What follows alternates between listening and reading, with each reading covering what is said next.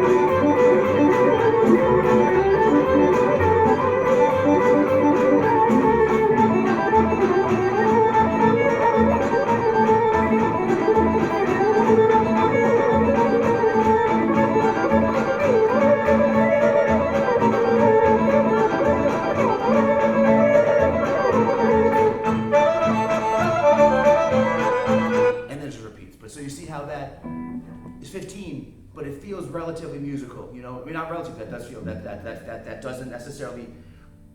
It's not beating you over the head with the odd time signature-ness of it. You know, which is fun to do sometimes too. This is, you know, a more subtle way of doing it. So, any questions so far about this time signature stuff that we're talking about? Any questions at all? Yes. Most of the riffs are danceable. Yeah.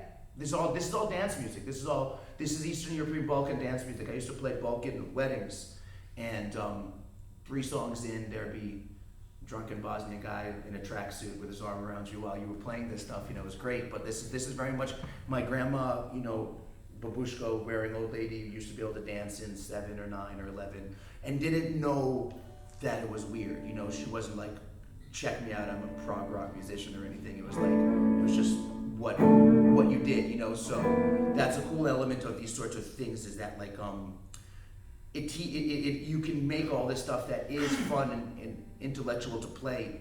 You know, I'm in a group that we do a Balkan tune that's alternating measures of 9 and 13, and it's, you know, could be very mathy, but it ends up sounding very very danceable. You know, it's not a weird thing. It's just 1 2 1 2 1 2 1 2 3 1 2 1 2 1 2 1 2 3 1 2 1 2 da da da da you know, you can get, you know, you can feel that, you know, especially if you don't really intellectualize the counting element of it.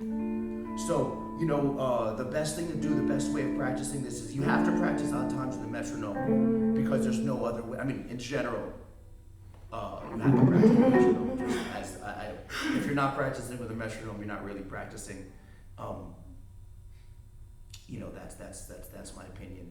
But like, especially when it comes to the odd times, a lot of Western players, when they're learning them, 7 will become like 6 3/4 or something, where it's like 1 2 1 2 1 2 3 1 2 1 2 1 3. The 1 2 3 at the end isn't given the same rhythmic weight that the 1 2 1 2 1 2 3 1 2. Like that same, every beat needs to be accounted for and given its own sort of space. Any more rhythm questions? Okay, I'm going to talk for a second about the melodic element of some of this. Now, one thing, if you notice the way I play, you know, there's a lot of, there's a ton of, every note I play is kind of ornamented. Most of the stuff I play is influenced by more like clarinet playing and accordion playing than guitar stuff. So what I do is from that, but, you know, that's very guitar specific. I want to talk just about some of these scale things. So one of the things that is cool about the Eastern European music that happens somewhat in Turkish music, but way more in our stuff, is that we'll do a modal, the classical music term for Western music would be like a modal interchange sort of situation, where we're going from one mode to another mode related to it. So for example, if we took this would be called Makam Hijaz. In Eastern European music, it's just called the Oriental thing. That it literally translates as Oriental scale. It's in the Western music and everything. It's called Phrygian dominant. It's a scale, the standard, if you think of Middle Eastern quote unquote music.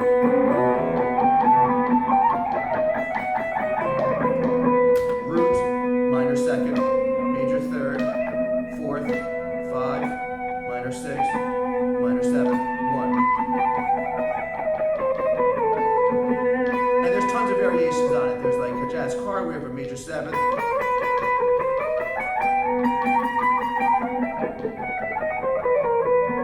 You can have one where you make a major 6.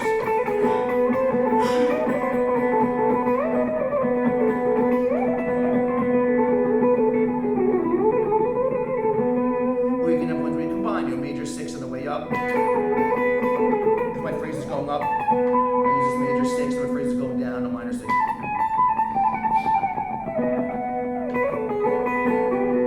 Stuff like that. But you know, so basically we're gonna talk in this scale for a second.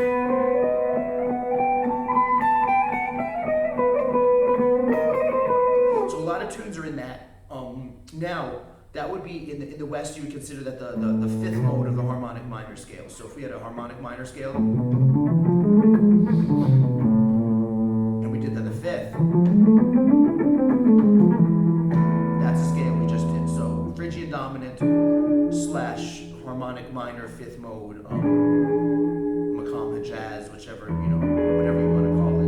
Now, a cool thing to do is often we'll seesaw down a mode. Like in the piece that I did before in 7, I did the opposite. I started in this mode and I went up, where we go down to what we call Makam Nikriz. In Western senses, we go a Dorian sharp 11 scale.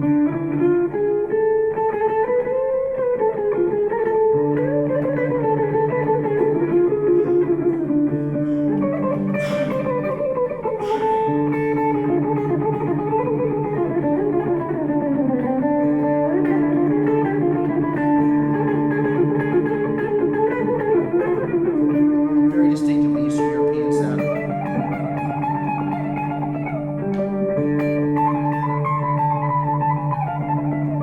Now that's the same exact notes as what we just, as the scale we did before, the Phrygian dominant one. It's just the mode, one mode lower. So often what'll happen is we'll have a tune that'll have 2 sections. So if I go back, I'm gonna show you this first tune now one more time in 7, and I'll explain. So the first part is going to be in C, what we would call that Dorian sharp 11, C Nikriz, which is root, second, minor third, sharp 4, 5, major 6, minor 7, 1.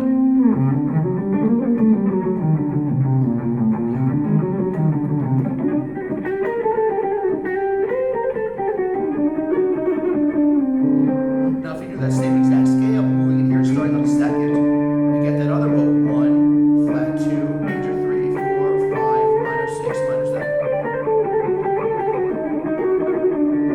So the A section of this song is going to be in this C minor sharp 11 part, and then when the B section comes, it's going to go to this major flat 2 sort of situation. So if there's chords behind it, like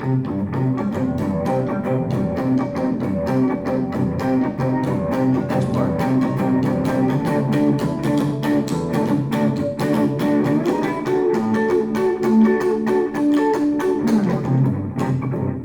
So that's for the 7. So let me show you how that would be. So the first part, the Chris, and then adjust. So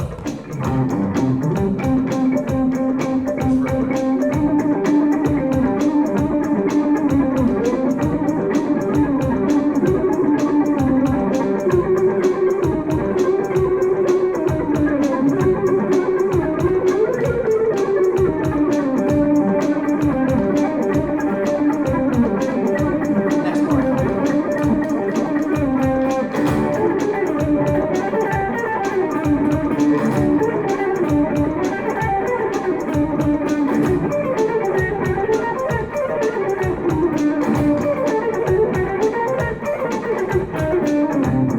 That's the C. So if you're soloing, you solo with this.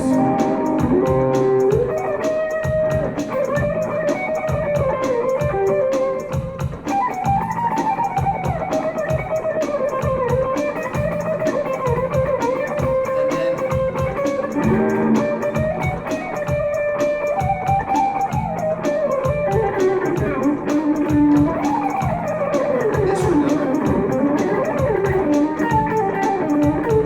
That's the next part. Back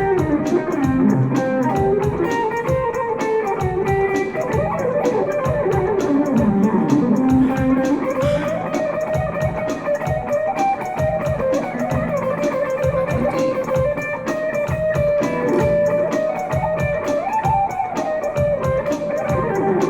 See what I'm saying? So I'm kind of going back and seesawing back between those 2 separate sounds for improvisation elements like that. So that's a cool way of, using modal music that's still, we're not, because like in Indian music and Persian music and Turkish music often will stay within a mode for a very long time, and that's part of the artistry of it is, bringing out that sort of for the whole time, you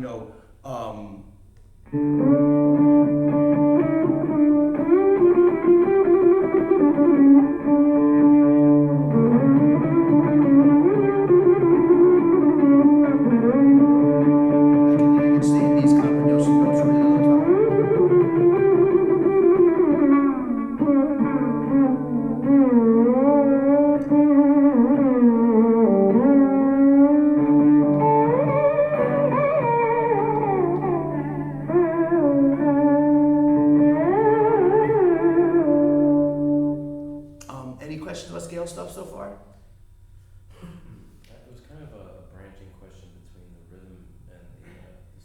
Yeah. Do some of these rhythms and modes go together? Like, do they have an emotional context to them that are like traditional, or are they? So are you asking if like 7 and X scale go together? I think X. Yeah, like the traditional, like other So not in this sort of folk music stuff. I'm sure there are contexts where there's probably like Indian classical music and stuff, and some of that where they're that I know that there's like, you know, scales and stuff like that have like times of day and stuff associated with them and stuff like this. You know, this is more of a folk music tradition, so not really as much. You know, yeah, I can think of tunes in all the time signatures that basically all of the different modes. It's a good question though. maybe this might be a Yeah. personal connection there, but how do you connect with the modes personally when you use them? Well, I mean, all the modes have different, you know, all the modes have different qualities that they bring out, you know, different elements of stuff. You know, you can, you know, if you have happy modes, there's less happy modes and stuff like that, you know. So when you're improvising, having a thing of modes, you know, if you want to play something, you know, mysterious or whatever, you know, having like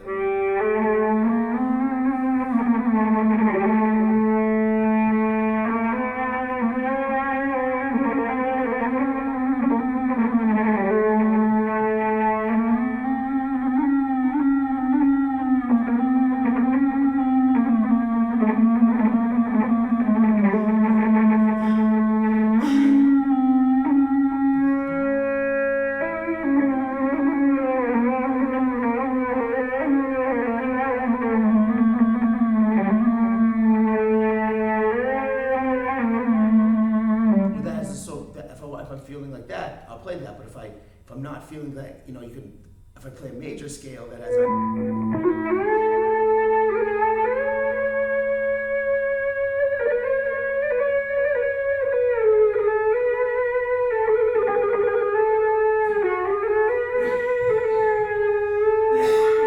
different sounds, you know, each of these modes have different things that they're representing. So just need to learn what mode means what to you, and then when you want to say something, you know, you can. It's for a time of day type. Yeah, you know, that it's you can choose your character. You know what I'm saying? Depending on when I'm gonna improvise a solo, depending, you know, I have a lot of scales to choose from, so whichever mode, you know, you feel at that moment, you can go for it.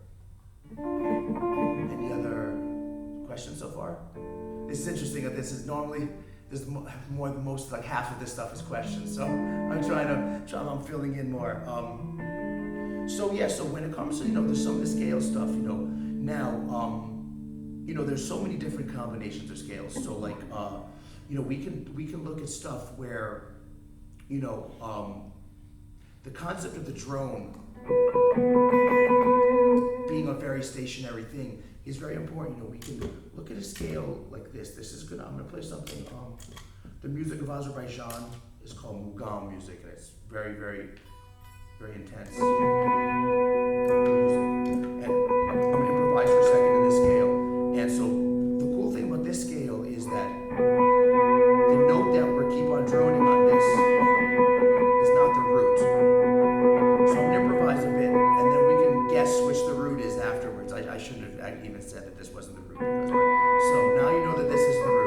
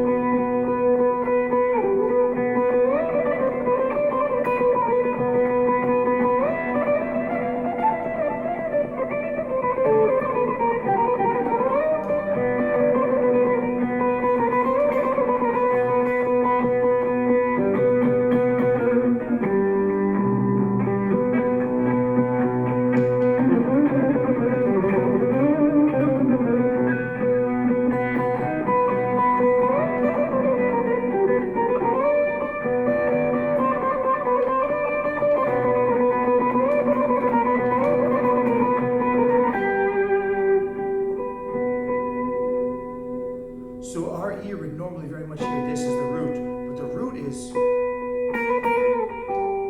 this is actually the root of the scale. So the scale itself is,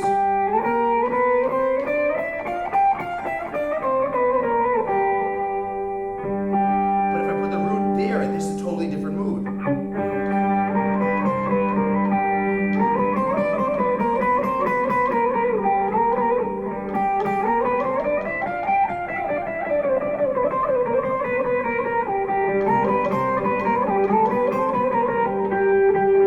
It's kind of happy sounding, but if I put the drone on the third of the scale in this case,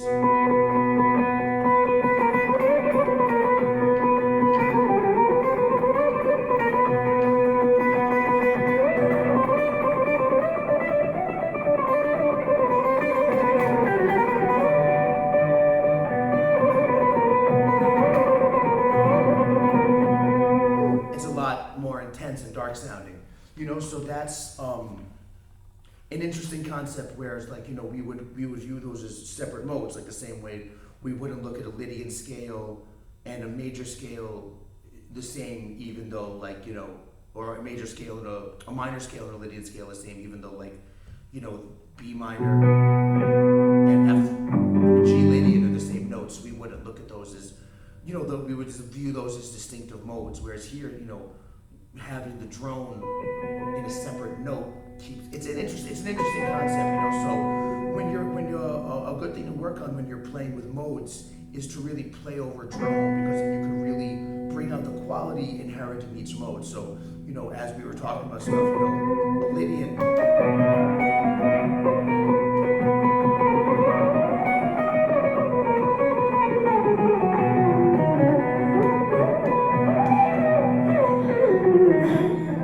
Has a very different quality to it, as you asked for the modes, like if I'm playing in, B Lydian.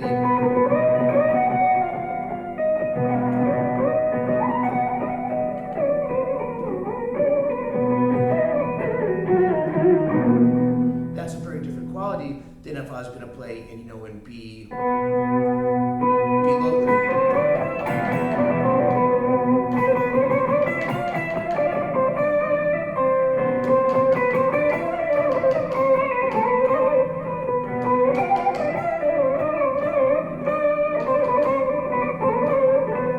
Same key center, very different feels. Lydian. Has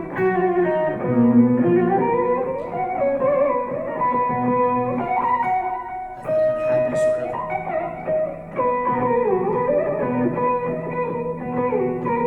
sort of feel.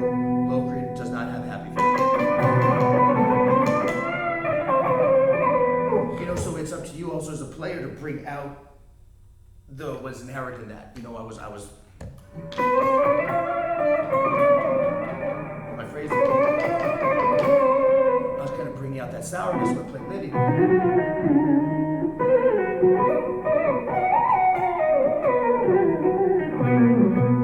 It's a sweeter sort of sound, so the mode that you're playing and the way you play can, interact with each other to bring out, different elements of that sound. Then what are some of the more significant elements of the Balkan style music? So the Balkan stuff, that's all in the ornaments, because I can play a major scale very easily and make it sound very.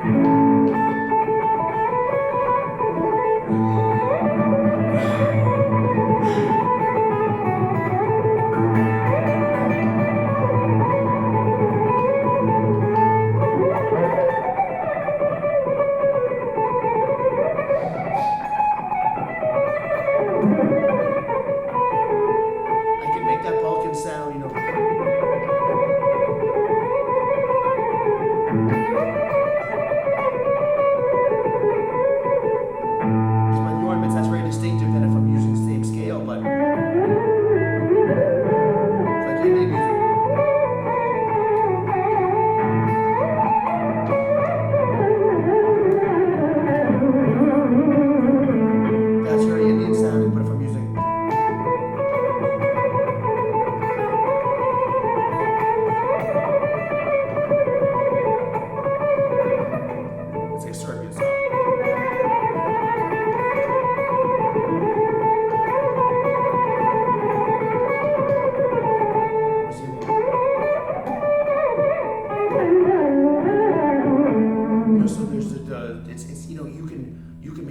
scale sound anything, you know what I'm saying? I can take that same major scale, and then I can have that, you know.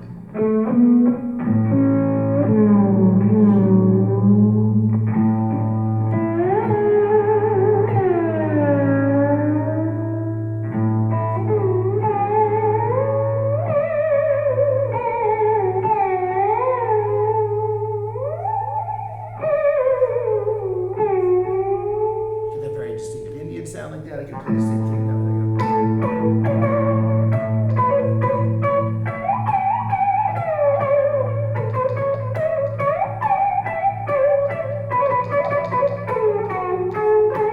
You know, we go for a different sound with that. Same, I could do that with that sort of sound with the.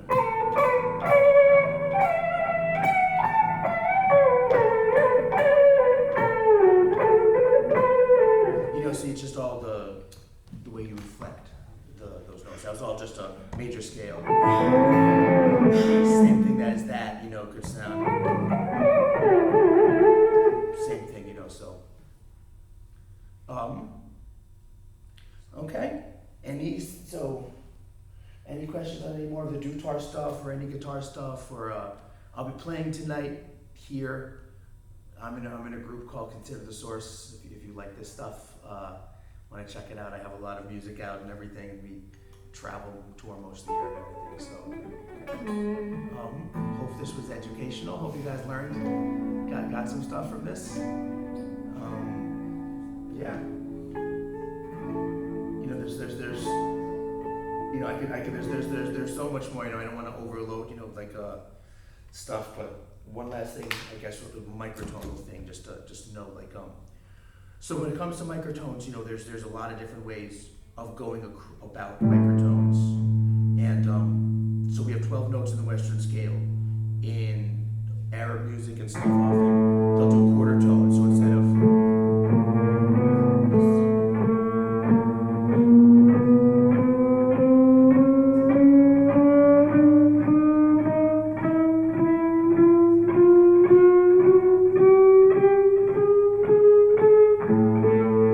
that's one octave instead of that's 12 note octave. This is a 24 note octave.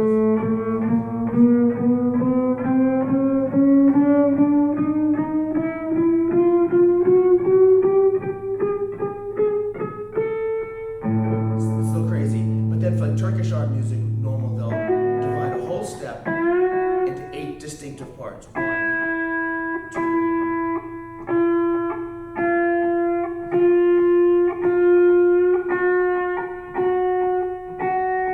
So that's a whole step with quarters. 1/8 of a step, quarters, 3/4 of a step, half step.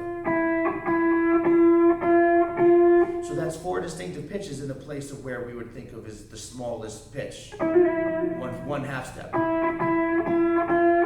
And you can hear all of those. Those are all just definitely distinct. You know, once you get past that, like you're not really going to hear that. Like I know, maybe some people are, but 8 steps you can definitely distinctively hear.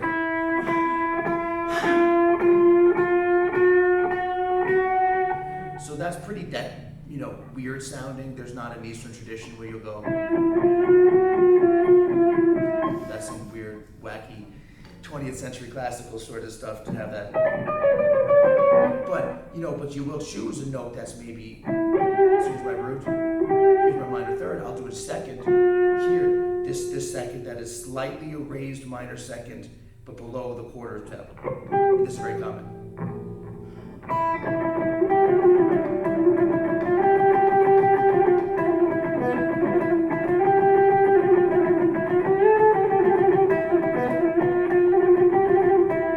So now if I use that with a half step,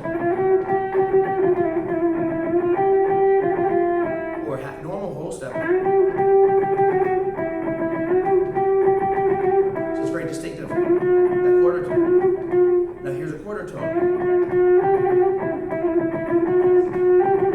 Here's 1/4 tone. See, those are all different things. These are distinctive ways of making.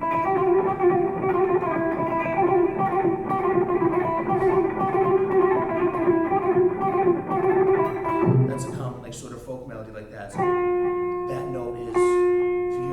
top. Here's our minor second. Here's our major second.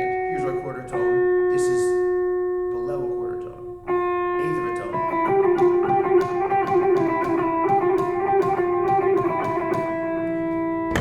So you'll see there that that's just like, working on. The only way to get microtonal stuff in your fingers is to get it in your ears. Same thing with the odd times, so I grew up hearing a lot of the Balkan music and stuff. That's how I got with this, and I was able to learn a lot of other things with that as my basis. And so if anyone's interested in really tackling learning a tradition, the main thing is to really listen a lot to that tradition. And once the microtones are in your ears and the odd times are in your ears, it's way easier to make it come out in your fingers. It's like speaking a language. You can tell when someone speaks a language with an accent and without doing the little trills, you're missing the accent of this sort of music. So without knowing where they're supposed to go, you're always going to speak with an accent. So the best way of approaching any of these things is just slow and listening, and that's about it. So thank you all so much for checking it out tonight. Thank you.